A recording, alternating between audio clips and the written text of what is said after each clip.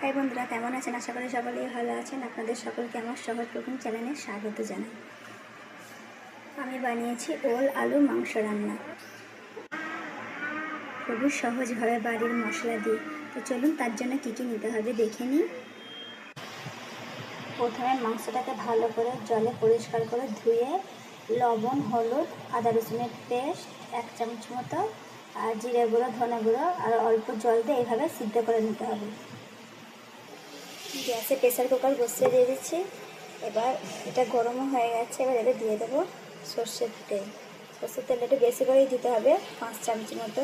তেল গরম হয়ে গেছে, দিয়ে দেবো 2টো পেঁয়াজ কুচি।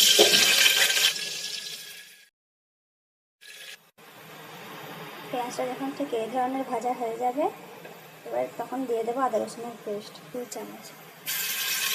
ভালো করে মিক্স করে নেবো।